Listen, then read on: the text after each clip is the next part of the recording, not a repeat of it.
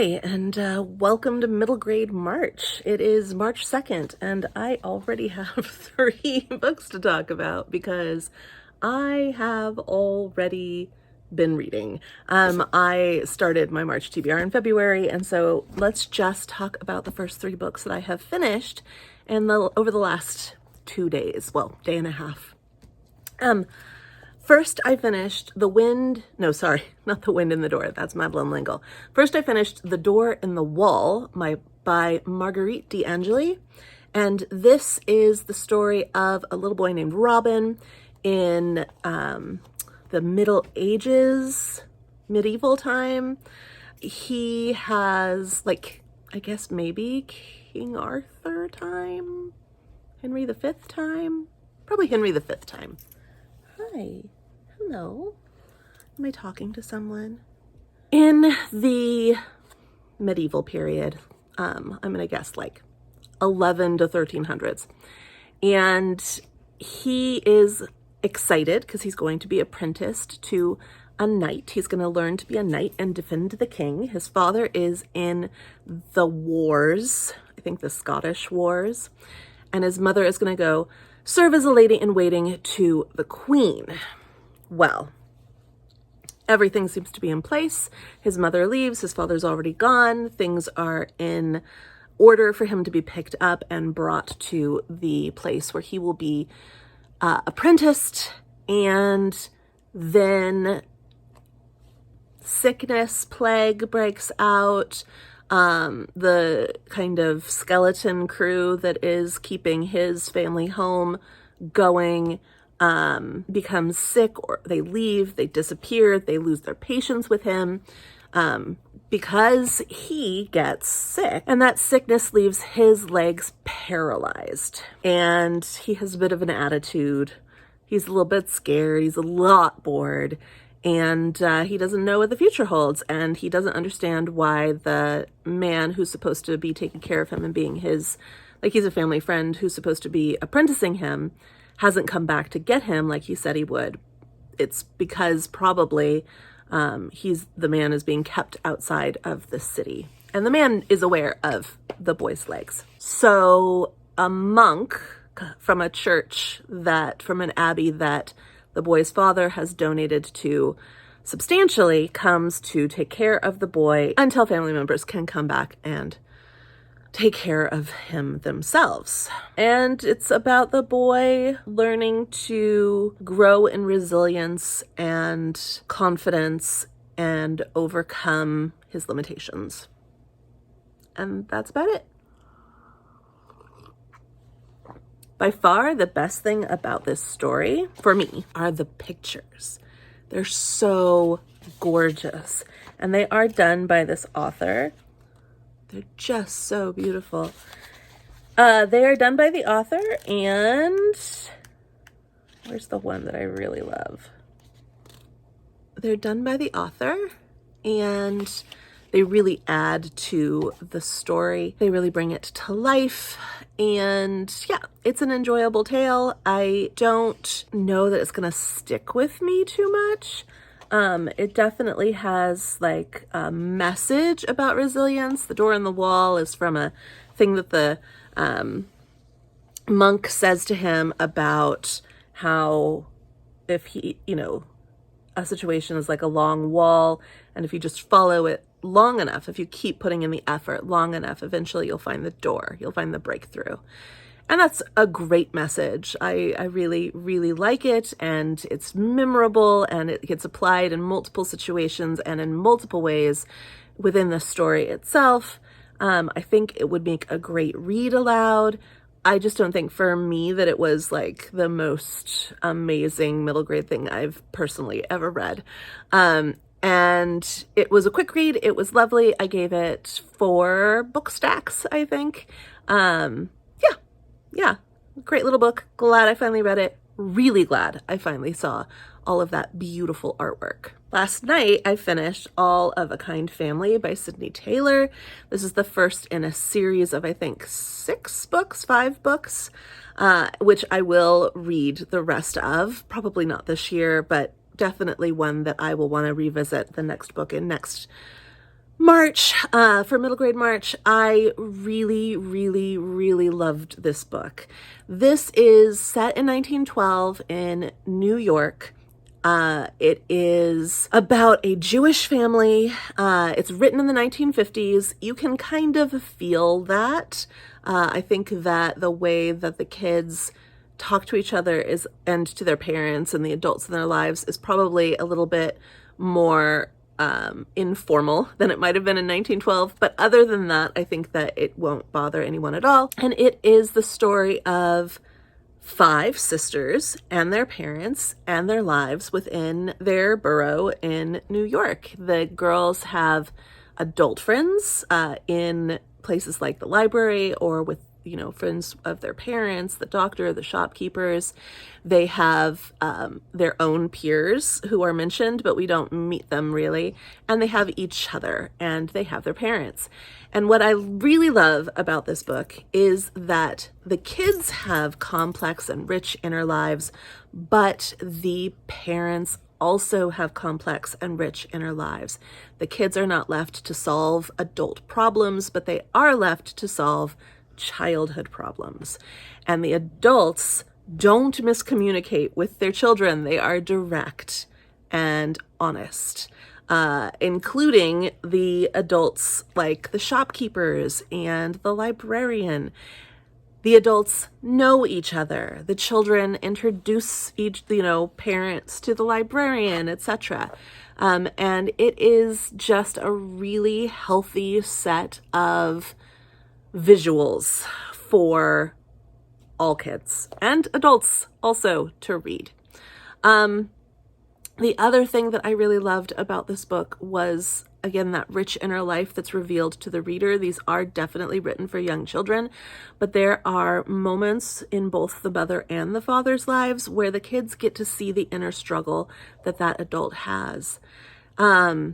And it's really, really beautifully done, and it's not overdone. So, for example, one of my favorite things that I think I've ever read, is the chapter about the father's birthday, where the kids are so excited and they're going to give him a gift for the first time, and they gather all their pennies together and they buy him a teacup, and they are so proud to give him this gift, and he opens it and all he can think about is all the other things those pennies could and maybe should have gone to, how useless this is, how many cups they already have. He feels defeated, he feels inadequate, he feels worried, he feels scared, he feels angry, and then he looks around and he sees. It's a split second, it's a moment lived, right? But it's all there. And then he looks around and he sees the faces of his children and he realizes this is the more important thing. There's all the things this could have been, maybe should have been, but it's not. It is this, and this is the important thing. It's the joy of these young children. It's the hopefulness in their gaze. It's the excitement at giving a gift that they worked hard to make happen. And he has to put all of his own fear, worry, and concern away and join them in their joy and confirm for them that this was a beautiful thing that he's so grateful for. And it's just such a moment. It's such a moment. And the mother gets another one kind of like that. It's a very different situation, but you get to see the process that's going on in her life. There's no adult in this story that is just mean just to be mean, or just angry because they're angry. There's no confusion. The children are not left in confusion about what is happening. It is either explained to them or it is explained to the reader that sometimes things happen and there's other things that maybe you don't see going on. But the parents always make it right immediately for the child. Like as soon as they realize, they change themselves, they move for the good of the child's heart. And I just really, really loved it. Really loved it. Really, really loved All of a Kind Family. I think that it is just brilliantly done. In addition to that brilliance, it also takes you through a different culture. This family is Jewish, and it's just not something you read about in middle grade very often. You might read World War II or post-World War II or leading up to World War II. But this is just a family. They're just a normal, average, everyday Jewish family trying to live their lives in hard times in an overcrowded place with joy and dignity. And it's beautiful. It's absolutely beautiful. You get to go shopping with the mom for Passover food. You get to meet a shopkeeper who only speaks Yiddish. You get to celebrate different holidays. You get to build a house on, what is Sukkot? What was it? Purim? Is it Purim? I think it's Purim. That they build the house. And you learn so much, you experience so much, you see so much similarity between yourself and these kids that are living a very different life from you. And I really, really loved it. I loved everything about this book. So good. So good. And then I just finished this morning The Vanderbeekers of 141st Street. And I had very high hopes for this one. Everybody I have ever heard talk about this book and the whole series is just like, this is the greatest thing since sliced bread. And while I do agree that it is quite sweet, yeah, it is, without a doubt, it is quite sweet. I do have some fundamental issues with this book. It is one of those books where kids are left to solve because of miscommunication, because of distance between the parents and the kids, even though these parents love the kids and are involved. They don't understand that the kids are trying to solve adult problems on their own, and the kids don't loop the parents in, and the parents don't loop the kids in. They keep things from each other. And that's never quite fully rectified. It's never quite fully rectified in this story because things work out in their favor. And there's miscommunication then also between two kids who like each other, and there's miscommunication between siblings. There's withheld information between siblings as a way of manipulating a situation. There is a lot of angry adults and a lot of nice adults, but there's a lot of angry adults, and that's never addressed. There's a lot of like that kind of typical big bad adult who's just big and bad. That's just how they are. And the kids are left, again, to solve adult problems, not just the central problem of the story, which is that the family is not having their lease renewed. They're not being evicted, but they're not being invited to stay again in a home that they have built over the course of a very long time. In a place, Harlem, New York, that they have established themselves. And it's going to be too expensive to move into a comparable place.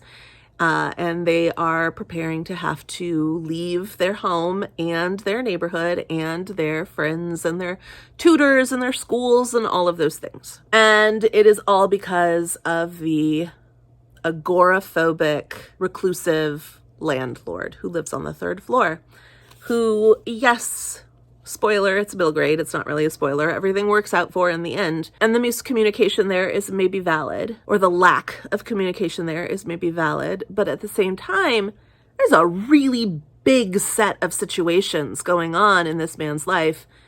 And it's the kids that have to solve it.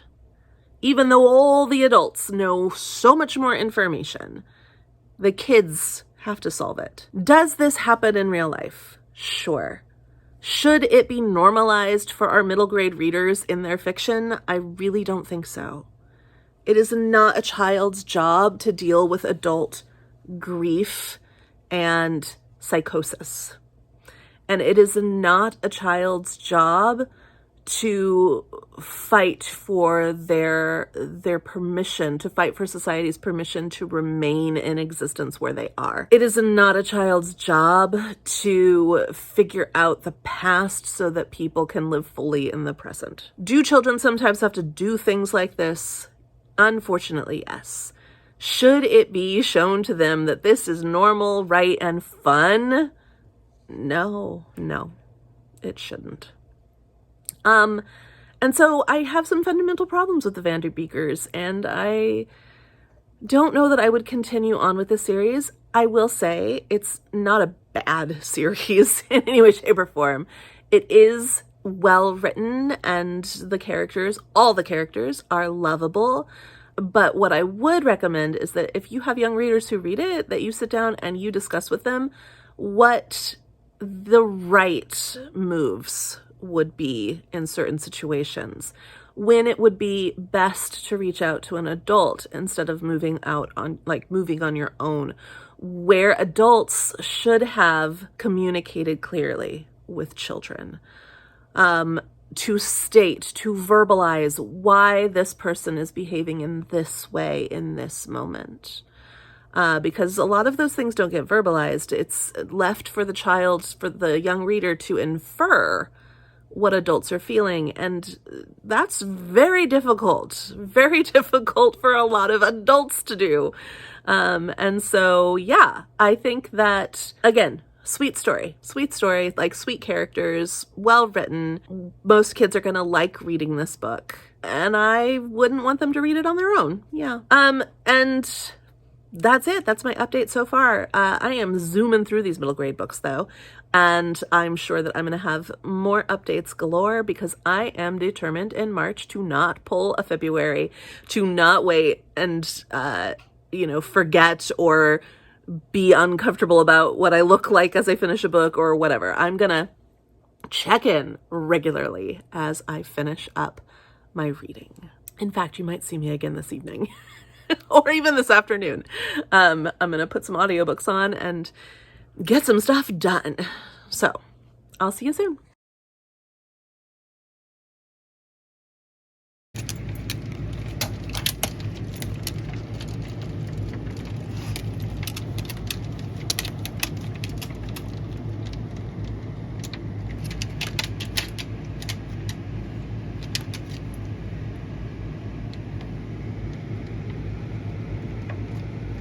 Hi, let's talk about Gilgamesh, Lola's very into it, which was my classic for the month of March. I had known nothing about this. I went into this completely blind, except that a while ago, I don't even remember when, Hannah from Hannah's Books was doing a little read-along, or like a buddy read of this particular version. So I picked up this particular version because I had seen it on Hannah's Books. And I didn't know what it was about going into it. I knew that it was very old. I knew that it predated the Bible. I didn't know that it predated by 1,000 years, but 1,000 years at least older than the Bible, and Homer. And that's all I knew. And that it was an epic poem. That's all I knew.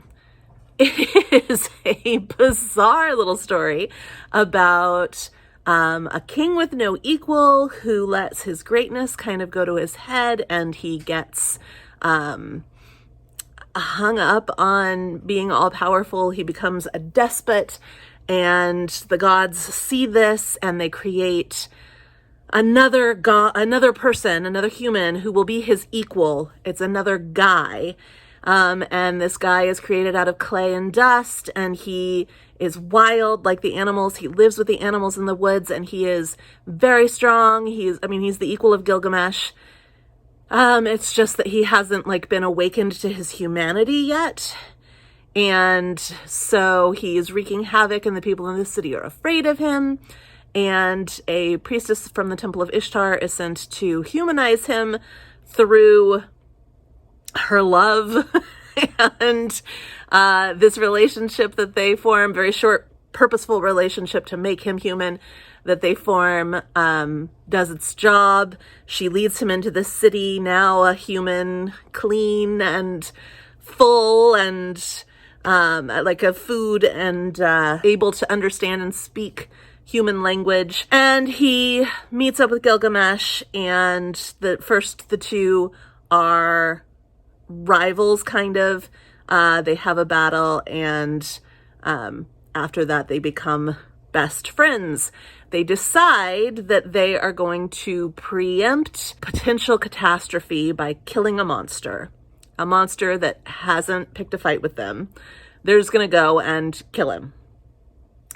And this leads to chaos, the very chaos they were trying to preempt. And this leads to the death of Gilgamesh's best friend.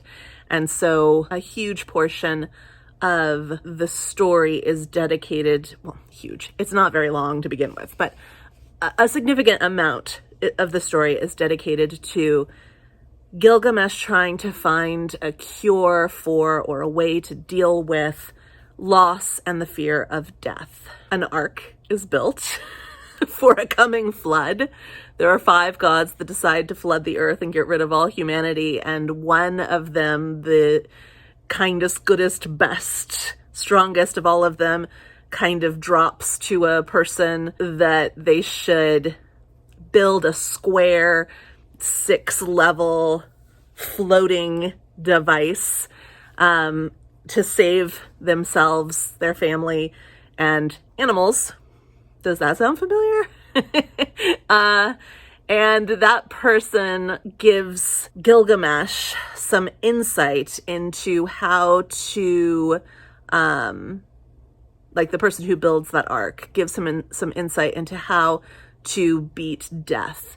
That there is on the bottom of a sea, there is a spiky little plant that if he partakes of that plant, he will be immortal. And so Gilgamesh finds the plant, but he wants to test it out on someone else before he takes it himself. So he wants to give it to an old man back at home and see what happens. On the travel back, like 1,000 miles into the travel back, he decides to take a rest and take a bath in a lake. He leaves the plant on the shore. A snake takes it. It sheds its skin, is made young again, and Gilgamesh loses out on immortality.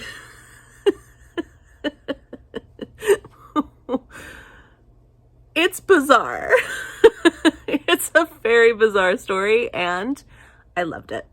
And I particularly loved this edition, I think, because it is so beautiful. It's moving, it's poetic, the repetition is very powerful, the use of repetition.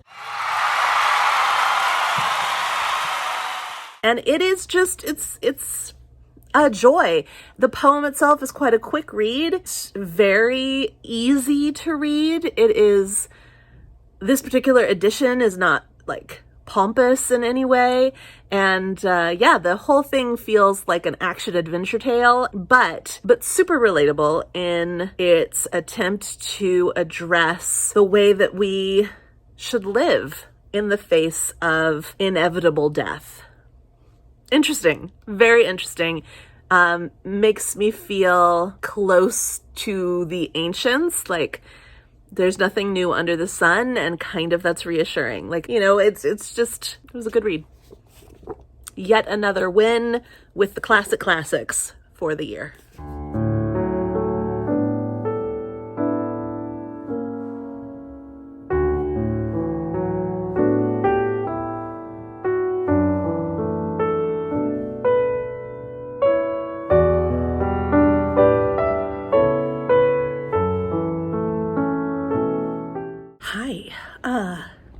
Quick check-in here for The Family Under the Bridge, which I finished reading, my 4th middle grade March book so far, and absolutely loved it. It takes you all around Paris as you follow Armand, this homeless man who has chosen to be homeless. He wants to be that way. He likes his freedom, his kind of footloose and fancy-free sort of lifestyle. And then he shows up to his usual spot under the bridge, and there is a family of 3 children and a dog living under the bridge now. There's a mother as well, but she's not there when he finds them. And it's the story of how they help him dig into his best self and how he helps them become their best selves. And it's just really happy. It's a happy ending. It's a happy story.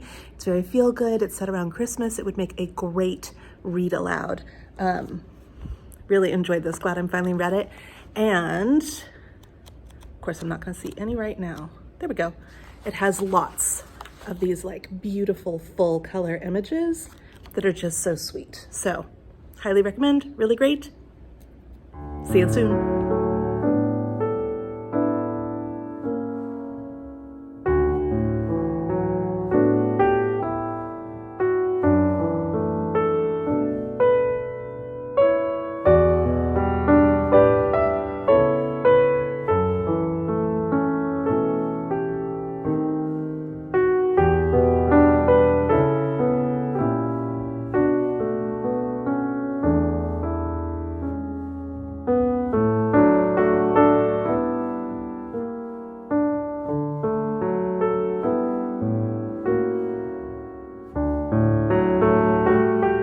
Hi, I just got home from work. It's a Friday afternoon, and I want to talk about Normal Women by Philippa Gregory. I just finished this today. I was listening to it mostly, but I also read along for quite a bit of it.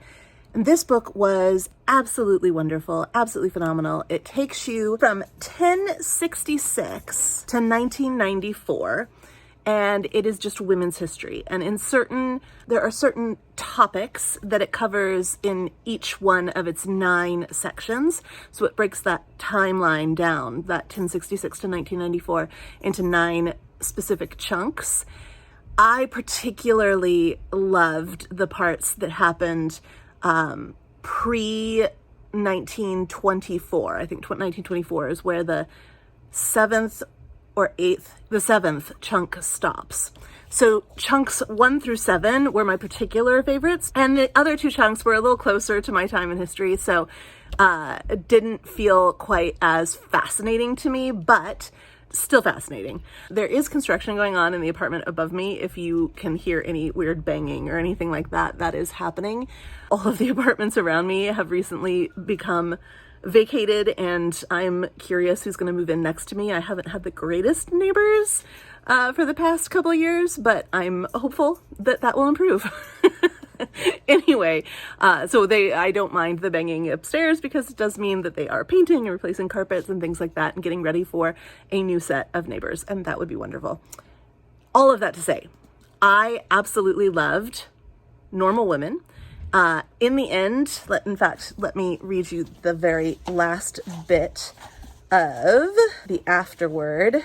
The book ends with this paragraph. It says, "The history of women is a struggle over identity and inclusion. We are all normal women, even when we have been described as exceptional or deviant or inadequate, even when our vanity prompts us to stand apart or our ambition to compete with each other. This history has only added one voice to the chorus of women who speak up.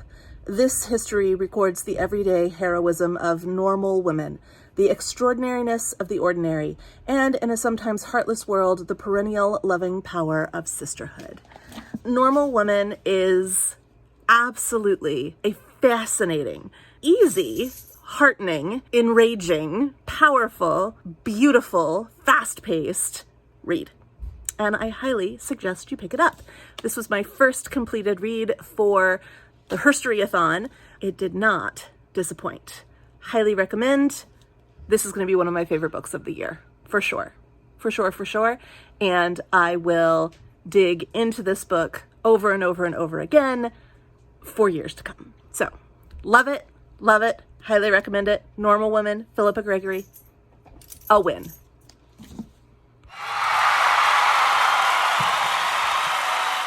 Hey, it's still Friday, but I'm in my pajamas and it's dark and the lighting is weird, but I need to pop in and say that I did just finish The Incorrigible Children of Ashton Place, book 2, The Hidden Gallery. This was so delightful. I knew that it would be. I knew that I would love it. I loved the first one so much.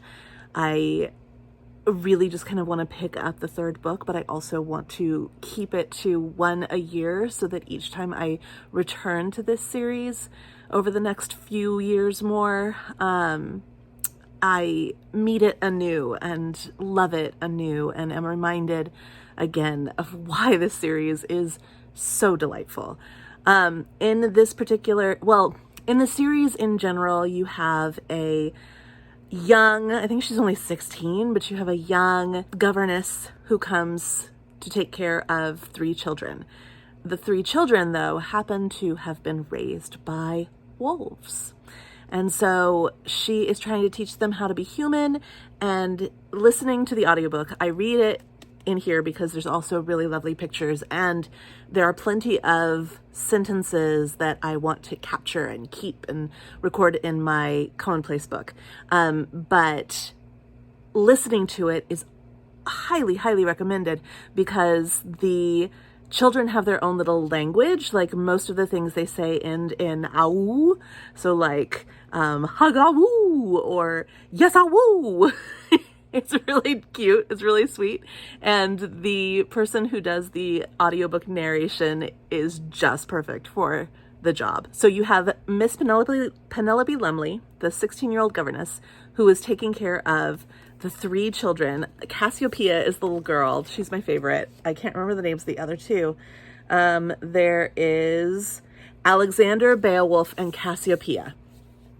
And they have been raised by wolves. And in the first one, she teaches them how to speak, how to sleep inside, how to wear clothes, all those things. In this one, the family that has found them and keeps them and pays her salary, the Ashtons, they have gone to London.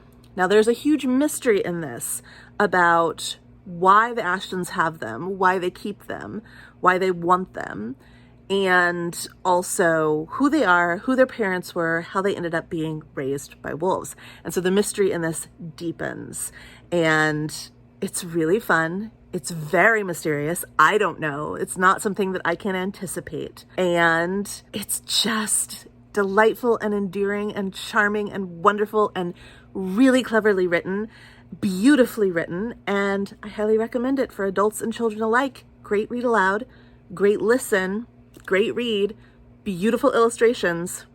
It's a win-win-win all around. Highly recommend Incorrigible Children of Ashton Place, The Hidden Gallery, 2nd book in the series.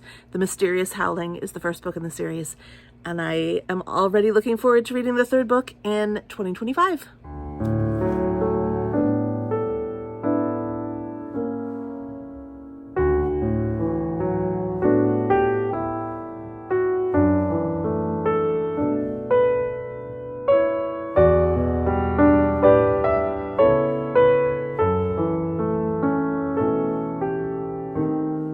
I woke up this morning and started reading this and didn't stop until I had finished all 400 plus pages of it.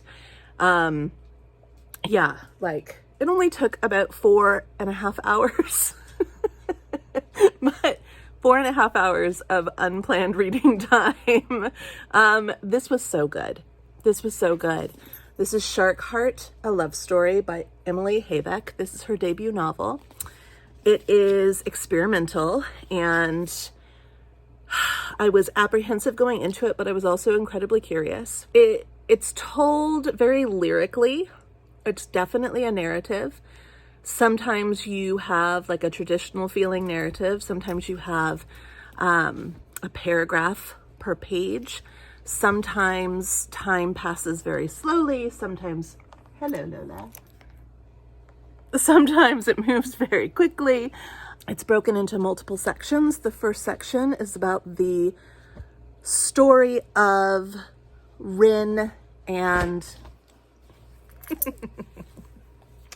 Lewis. Lewis has a mutation.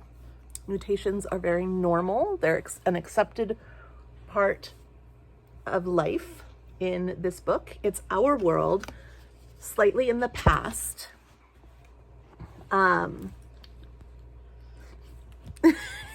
at the same time, very different from our world. And mutations are an everyday part of life. You'll meet multiple characters with mutations. But the first one that you meet is Lewis. He is slowly turning into a shark because he has a great white shark because he has a mutation.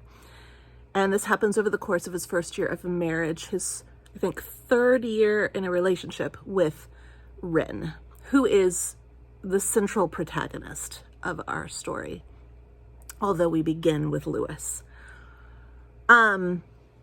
Perspectives change in this book, but it's not a traditional multiple perspective book. This is really the story of Rin and all of the relationships she's had in her life and all of the ways that being alive is a feral, untamed experience. And that through putting yourself in relationship with others, you are putting yourself into the natural order of things, which includes unpredictable, instinctually motivated chances for harm and joy. That those you love, those you hold closest, will hurt you the most because they are untamed wild creatures. They come and they go. You pull them close and you push them away. They pull you close and they push you away. And we see this demonstrated for us in the characters that are becoming animals and in the characters that are also animals. At one point, Rin, who has no mutations, says, I'm an animal too, you know? And all the characters in the book, whether they are mutating into another kind of animal or they remain human, demonstrate for you the untamed feral nature of being in communion with each other. And the joy of that too. The emotions and the experiences are both positive and negative, or possibly neither positive nor negative, but simply are. And the existence of being human simply is.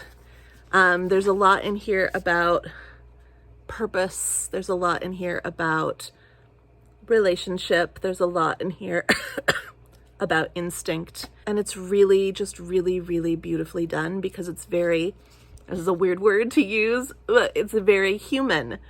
Even your animals that are, or even your people that have turned into animals, you clearly see the ways in which this has affected them.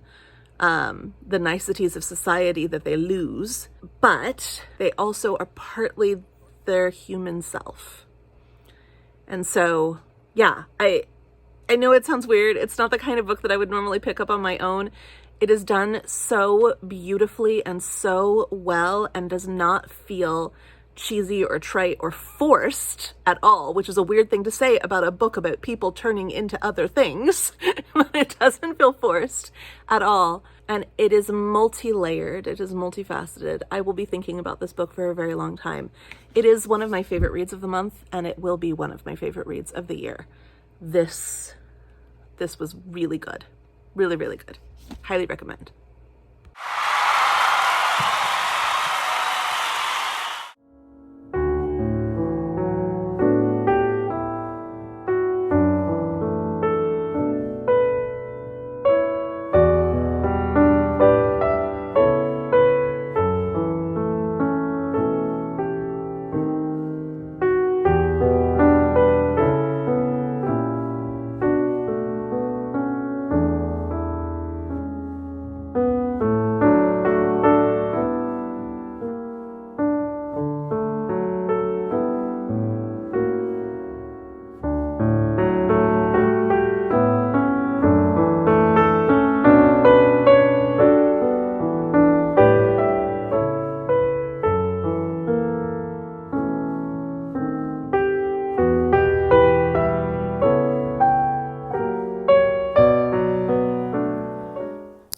Hello.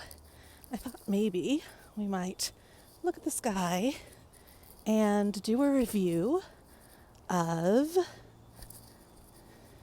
this book, which I'm having a hard time remembering the title of, but I know that it is by Adam Gidwitz, because Adam Gidwitz is one of my favorite children's authors. He wrote, let's see, wait, which way do I want to go? This way. He wrote The Inquisitor's Tale, which is one of my absolute favorite middle grade books of all time. It is also one of my favorite books to read aloud with students. So I am always so hopeful that the next Adam Gidwitz book I read will also be a favorite. This one was not that, but it's not bad either. In this one, you have a boy, a Jewish boy, in the 1930s.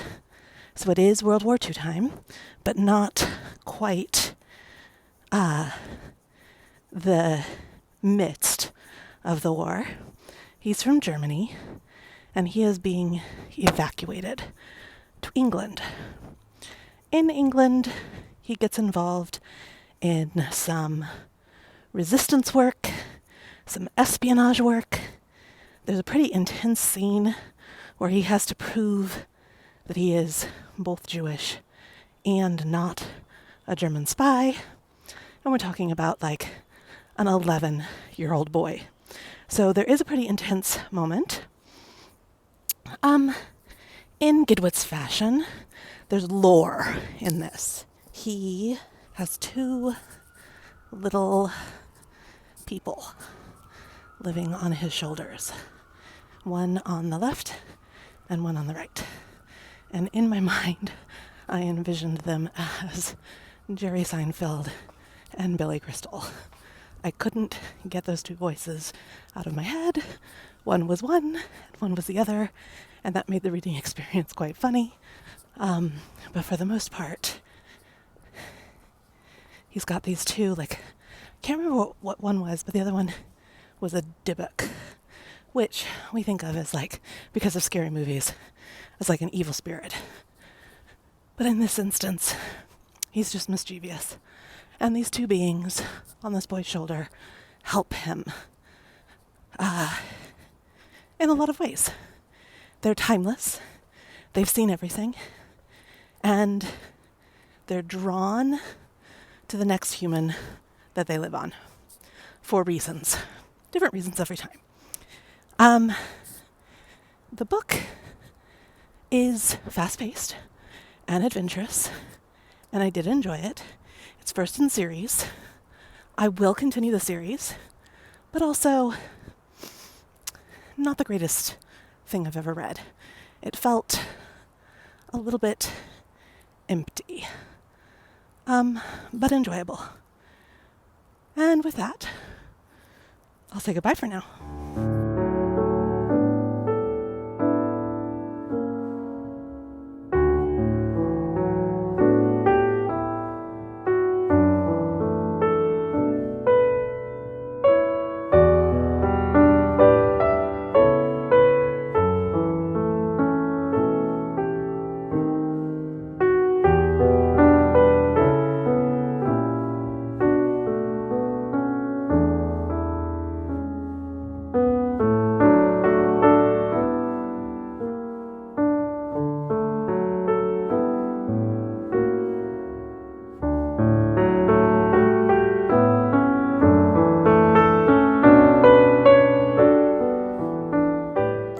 Hi.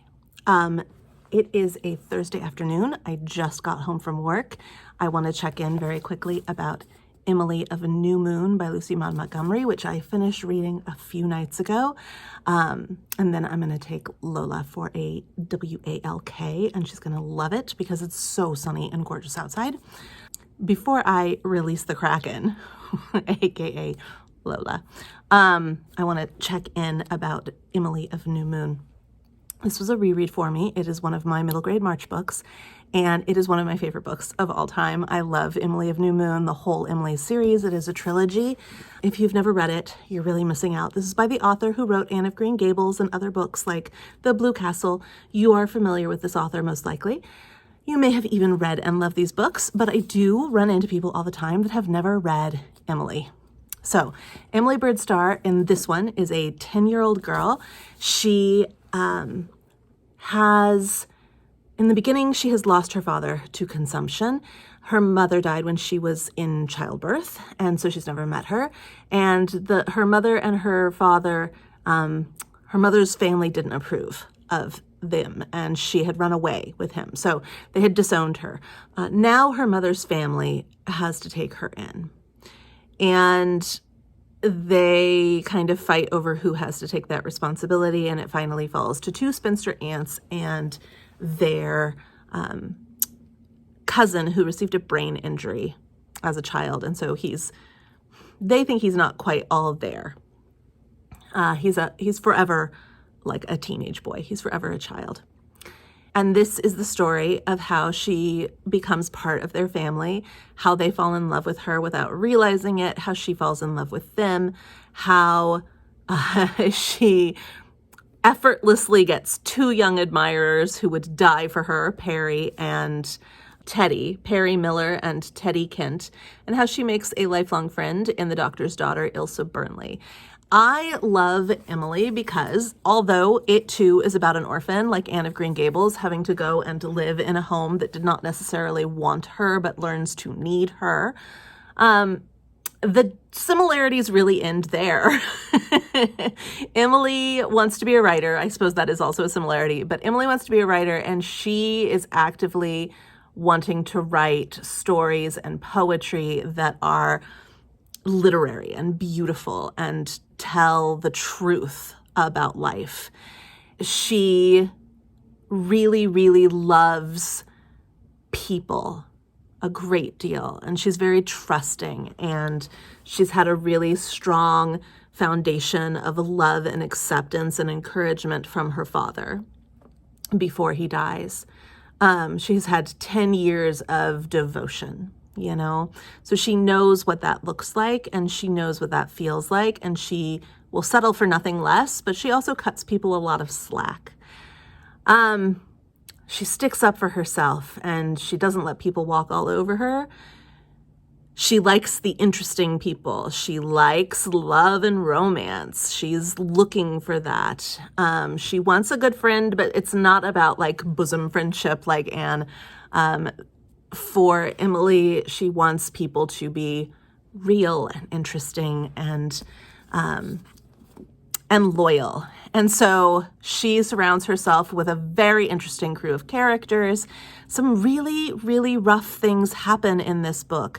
There is a mother figure who is very destructive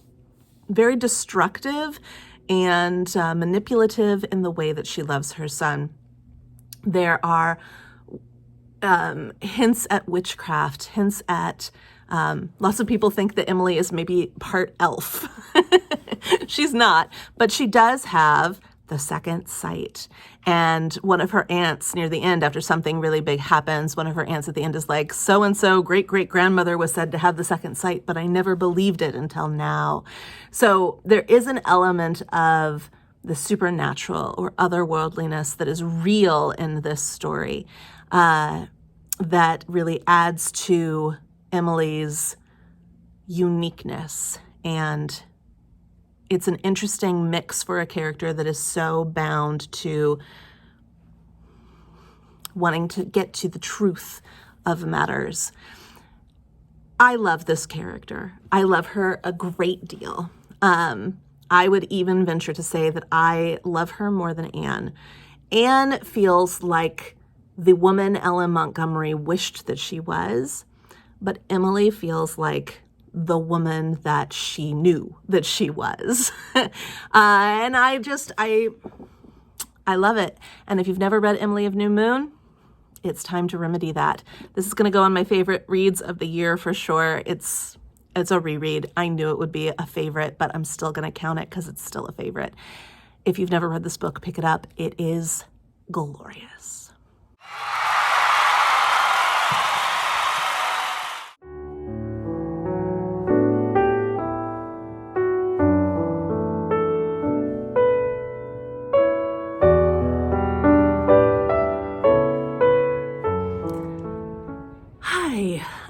I thought I would just check in and say that I finished The Death and Mr. Pickwick Death and Mr. Pickwick by, I don't remember who, Jarvis something.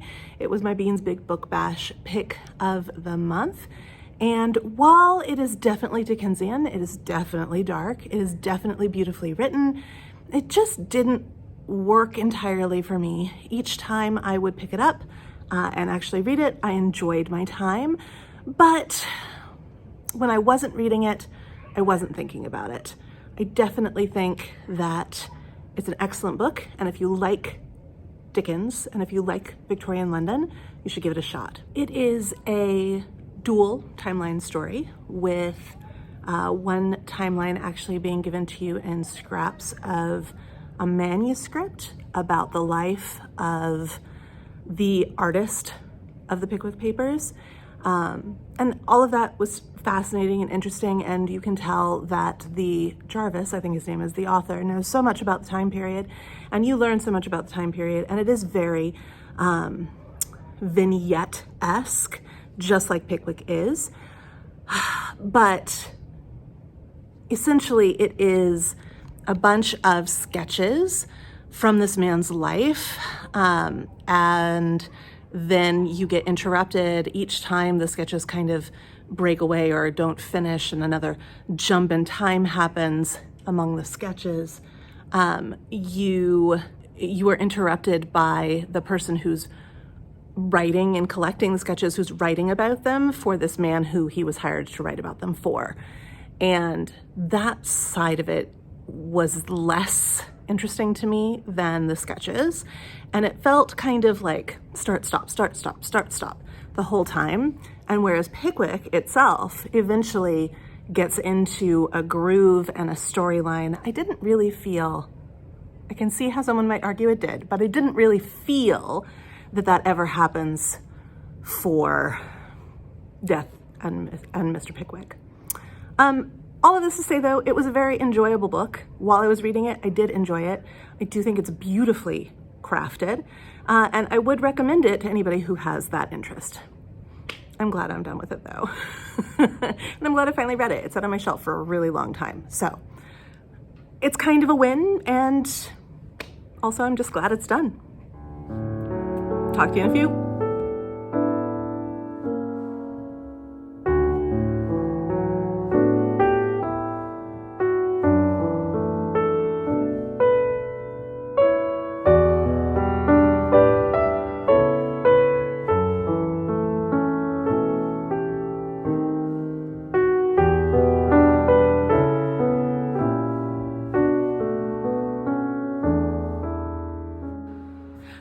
Hello, good morning. It's very early on a Sunday morning. It's gonna be a beautiful day out there, so I'm getting some reading in now. And I just finished 2 books this morning, so I want to talk about those. I finished Enter Three Witches by Carolyn B. Cooney. Now, this is a book that I thought I would love. I really enjoyed Carolyn B. Cooney when I was a teen. I read quite a few of her books, and I love Macbeth. And I think what has gotten in my way with this book is the fact that I love Macbeth. So this is pretty much a direct retelling with a few added characters, a few added perspectives, and it's in novel form. But Carolyn B. Cooney takes a few characters and interprets them and their motives in ways that I disagree with. And so I think that this is a case of me being too close to the source material. I'm giving it 3 stars where I give stars. It was not enjoyable. It's a little bit slow. It's a little bit plodding, but I didn't love it because I didn't like what she did with some of the characters. So if you like Macbeth and you like YA, you might enjoy this. If you want to read, some nostalgia, if you used to read a lot of Carolyn B. Cooney, this might be the book for you. Then I also finished this morning Once Upon a Broken Heart by Stephanie Garber. This is the first in a trilogy that is related to the Caraval, I think it's called, trilogy that I've never read and don't intend to read, but I will finish this trilogy. This cracked me up the whole time because it's funny, but also because it is so clearly influenced by Cressley Cole's Arcana Chronicles. So if you like the Arcana Chronicles and all their lovely dystopian cringeworthiness, but you wanted something a little more lighthearted, you might enjoy Once Upon a Broken Heart. I mean, it's to the point where the characters share the same names. So in the Arcana Chronicles, the main girl is Evangeline, and she's a chosen one, and she's got to save the world. And her main love interest, who is an enemy to lover, just as in Once Upon a Broken Heart. In Arcana Chronicles, his name is Jack, and in Once Upon a Broken Heart, his name is Jax. They both have just these constant interactions with weird people and entities. They both have moments where the main characters are falling in love with the wrong people. You distrust the Jax character, but you also know deep down he's the one. The girl is the key to the saving of everything. Yeah. It's very incredibly much the same. And yet, Once Upon a Broken Heart is much lighter and frothier. It is silly. It's a bit of a hot mess of storytelling, I have to say. It just kind of feels like the author was like, oh, that sounds fun, and that sounds fun, and that sounds fun. I'll do that. And you're just like the characters are just little ping pong balls between one event and the next. And things get more and more absurd as you read further. And yet it works. It works because, again, it's a fairy tale. And fairy tales are absurd. I really enjoyed it. It is not high literature. It is not even well written. But it's a romp, right? It's fun. Really enjoy this. This is the UK cover. The US covers are black with some kind of weird floral arrangement going on in the center, and it's very yucky to me. I don't like them.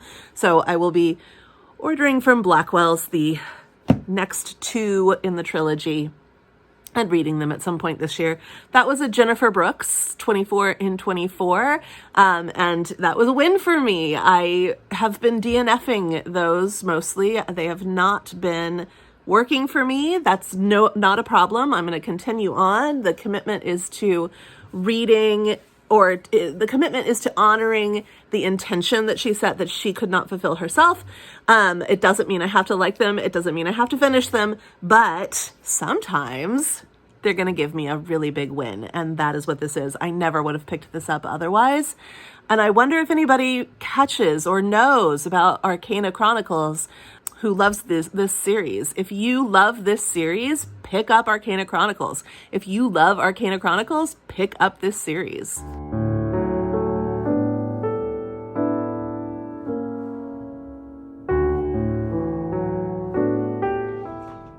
Hi, it's a Monday morning. We're back at school. Over the weekend, I finished A Lion to Guard Us. I listened to it on audio. It's a 2-ish hour or an hour and a half audio, very short. If you listen on 2 times speed, even shorter. So it was a fun, quick, easy listen. I really enjoyed it. It is about 3 siblings in 1600s London. Their father is a carpenter at the Virginia colony, and their mother is taking care of them in London, and she passes away, and they get evicted from their home. They don't have a way to make money, and so they decide that they are going to immigrate to the colonies and reunite with their father. They don't have any way of getting word to him, and they don't have any money, so they have to do it a little bit illegally. They do have a family treasure, however. That treasure is a golden door knocker in the shape of a lion, thus a lion to guard us. But in reality, they guard the lion the whole time because everybody wants to steal it from them. And it brings a lot of danger into their life. On the initial trip over, they have boat trouble. They get shipwrecked off the coast of, I think, Barbados or Bermuda, probably Barbados. And they have to set up a temporary colony there while they build 2 new ships. And then they continue on. And the big question is, will they find their father? Will they reunite? Will they be okay? Will they completely immigrate? Will they survive? Will they keep their family treasure? It's very adventure focused. It's very historically accurate. And the author's note at the end makes some cute ties to The Tempest by William Shakespeare. So all in all, a great read, great listen, fun to listen to while I did the dishes.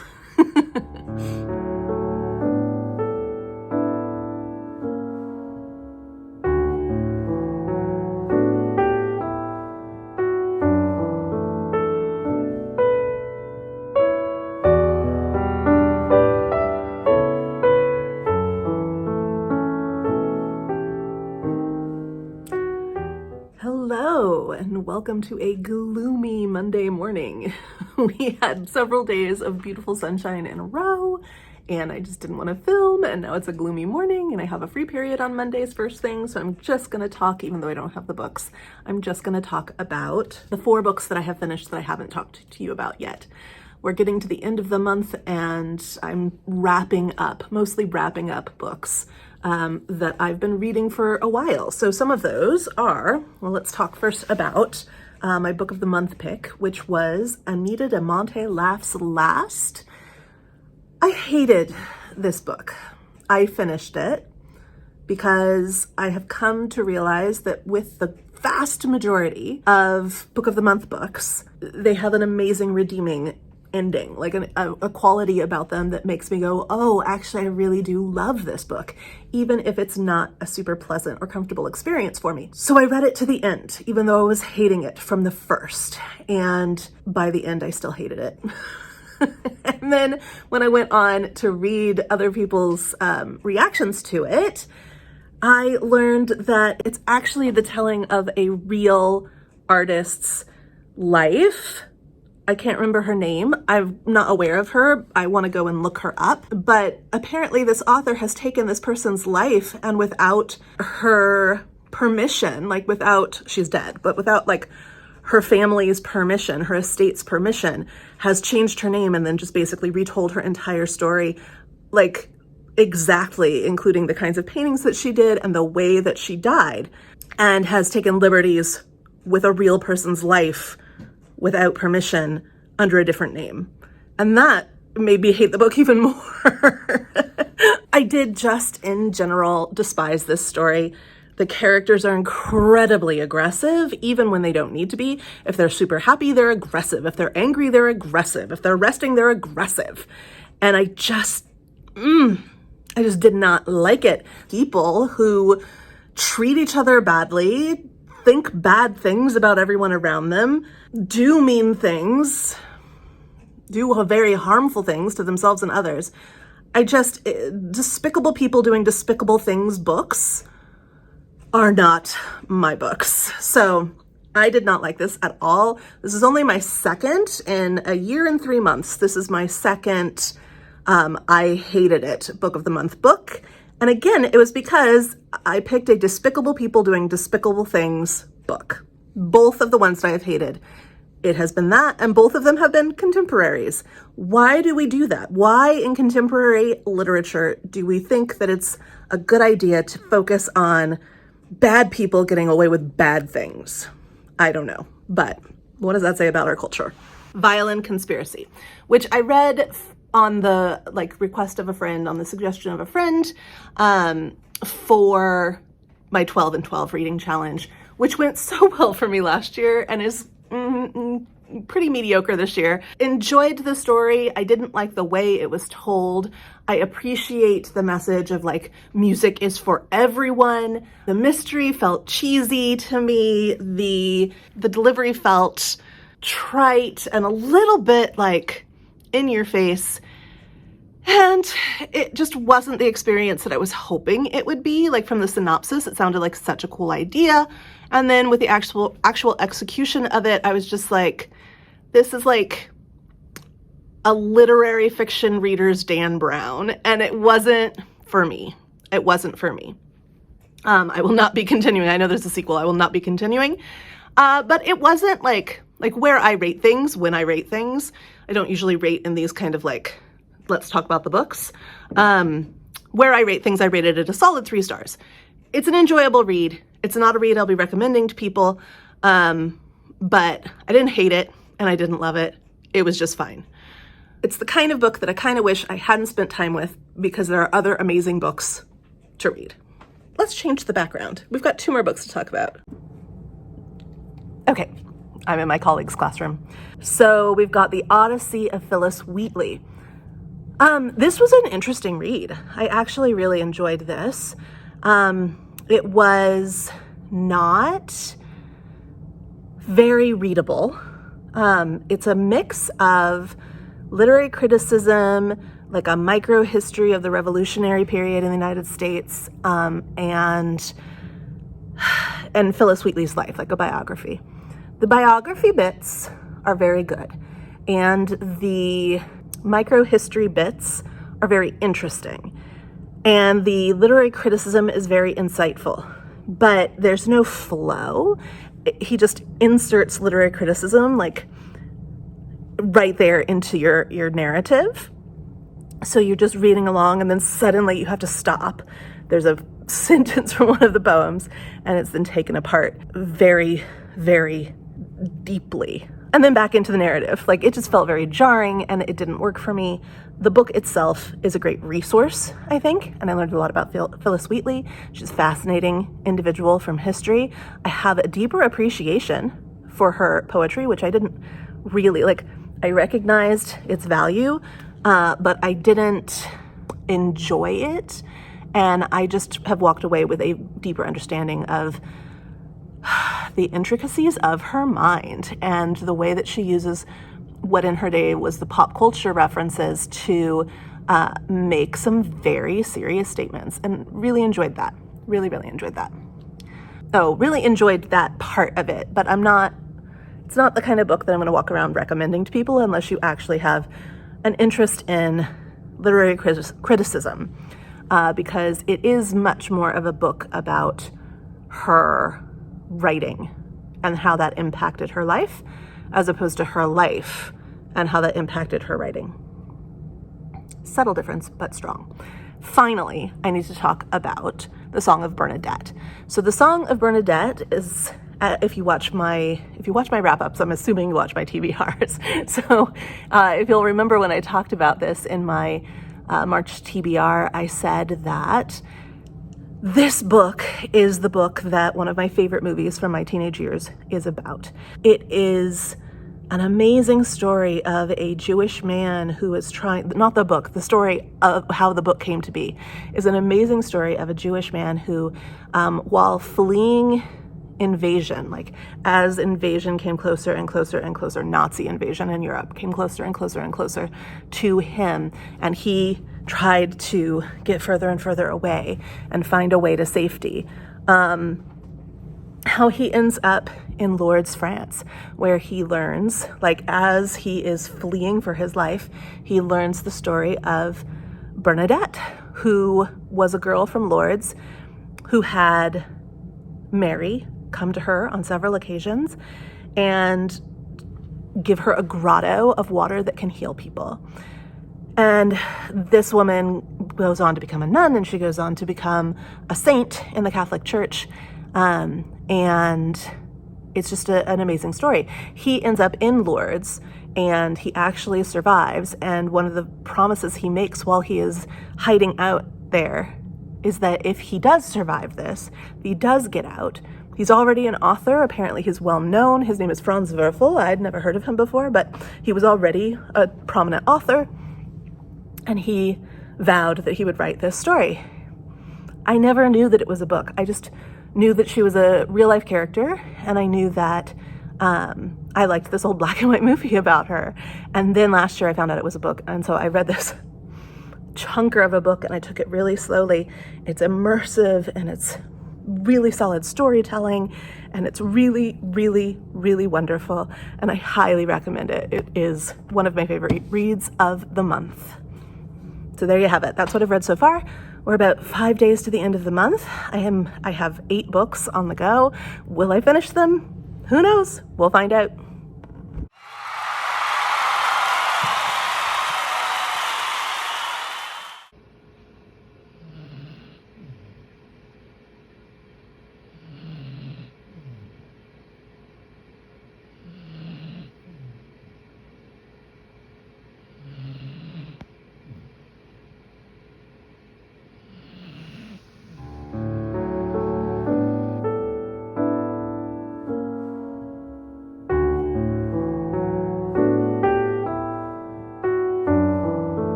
Hello. You could probably hear that I'm a little bit sick.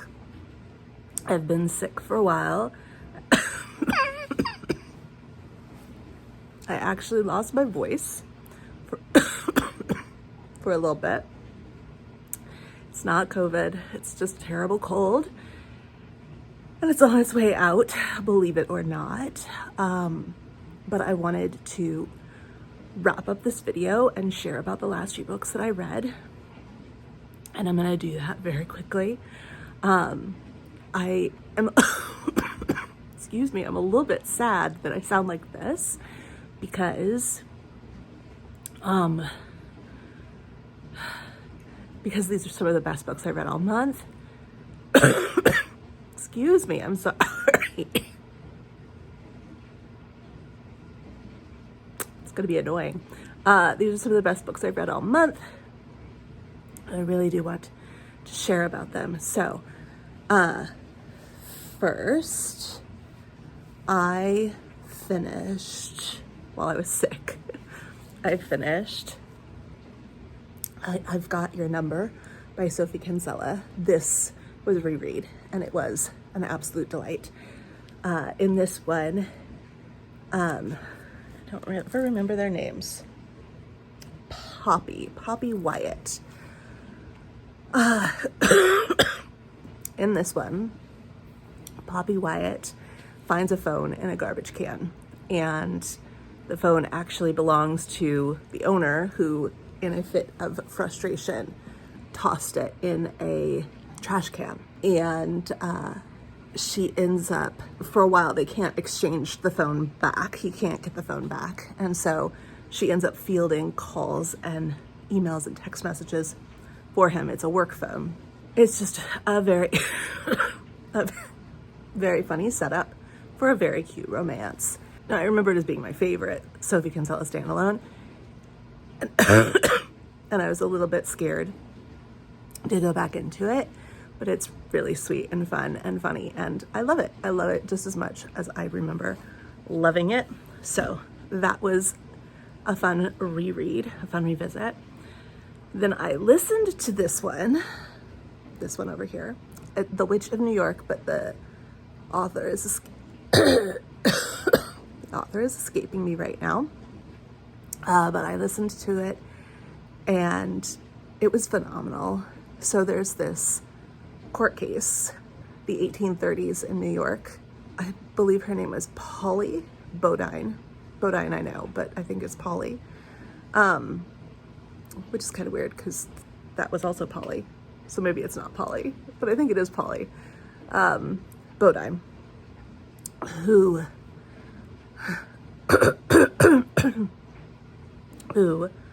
also, that helped a little bit, gross, who was accused of the murder of her sister-in-law and infant niece. So the sister-in-law and the infant niece were brutally murdered in their home and then set on fire on Christmas 1834, I believe.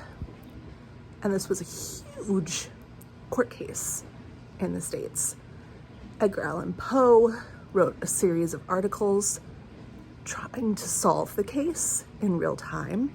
And Walt Whitman, when he was a young reporter before he'd written Leaves of Grass, he wrote political articles, and he was a supporter of ending capital punishment in the United States. I think it was called the Quit the Gallows campaign, and so he was using this case to try and help make his point. And then the court case, like other people, P.T. Barnum and other people, like got very vocal and involved about it.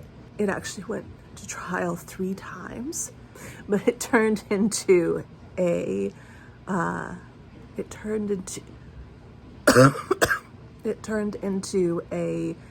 trial about her life and her lifestyle, her person, instead of a trial about the crime. They were trying her for who she was and what she was doing. And the tabloids, it started like tabloid journalism in the States, this trial. And it was a big deal. It's a very big deal. The book is written using almost entirely transcripts from the court cases. So you're really hearing the exact words of all the people involved. And I love that kind of book. I really do. And it was absolutely a phenomenal read. Very well done. Very well done. Very hard case to read about, but very well done. Then I finished After Anne by Logan Steiner. This was a tearjerker. I knew that it would be sad because I know that Ella Montgomery's life was sad, or not what anyone would hope for.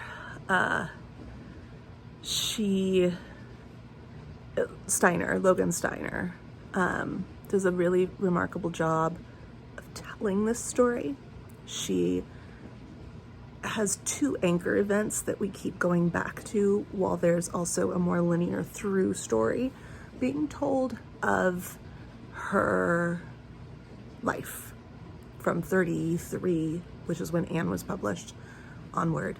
And so the two anchor events are the weekend of her 33rd birthday and the events leading up to, like, the 24-hour-ish period, or maybe the week leading up to her taking her own life.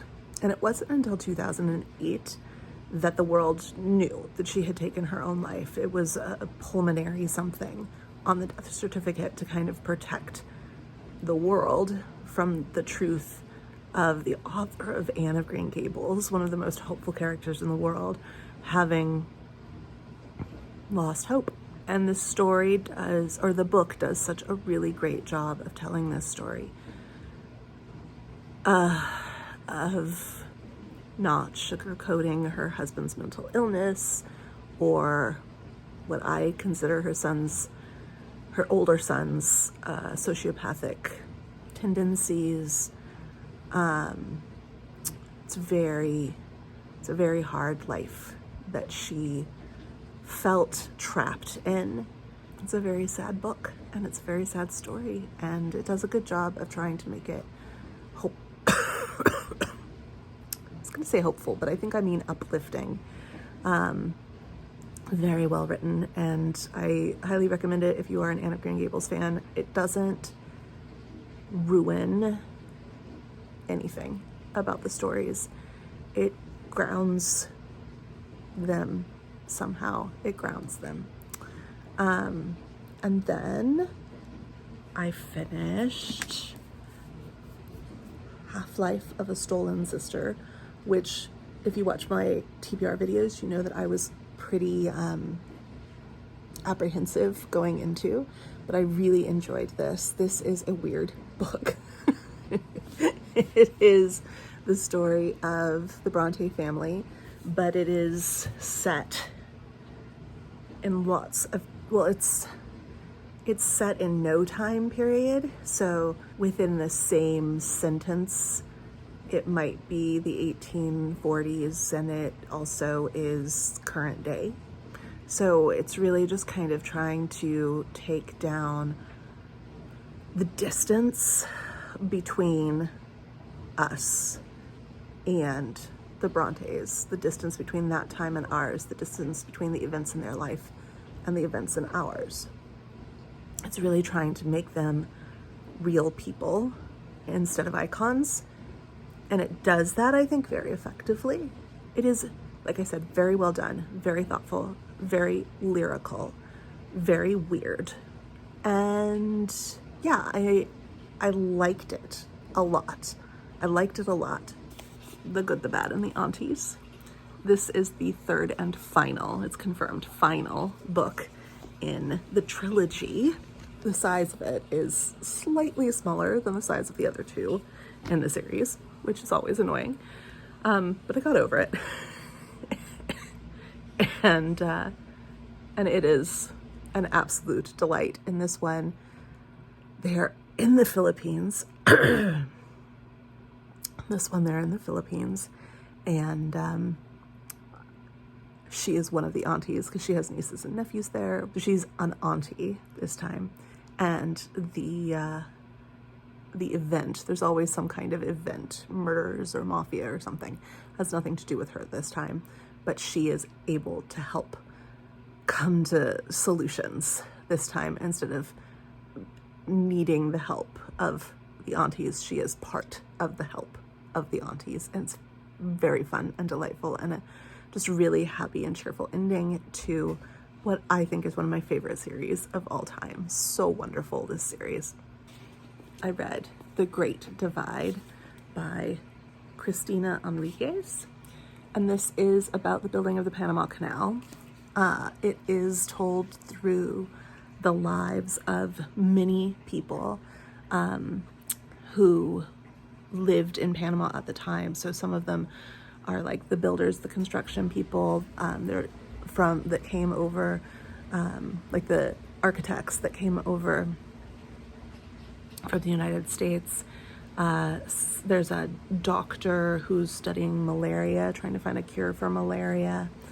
There is also like a girl who comes over from Barbados, who's looking for a quick job to try to make enough money to support her family. There are Panamanians. There's a missionary. There's just a huge crew of people. It's such a short book. It's a little over 300 pages. It's such a short book, and yet, and for such a big cast, you might feel like you wouldn't get to know the characters, but you really do. You get to know them, I thought, extremely well. There's wonderful character development. There's wonderful sense of place and wonderful storytelling. It is a very easy to read book. It's each chapter is a different perspective, and it's very effective, and the writing is really solid. I really, really enjoyed this book. Absolutely loved it. I am gonna try and finish up The Witch of Blackbird Pond, which I'm also doing a reread of, but I may not finish it until April, as well as Agnes Grey and Persuasion, which I started and put down for other things, but which I really want to read. I'm going to carry them over into April. But this concludes the reading wrap up for the month of March. It was a really, really great reading month. I was really healthy until last week, and I was not. And now I'm on spring break, and that's wonderful. Apologies for the coughing, for the voice, and for the dishwasher that I just realized is running in the background. Sorry for all the things, but that is life. That is how it goes. Anyway, thank you so much for being here. If you watched all the way to the end, thank you so much for watching all the way to the end. And I will see you in April. Bye for now. Let's go read.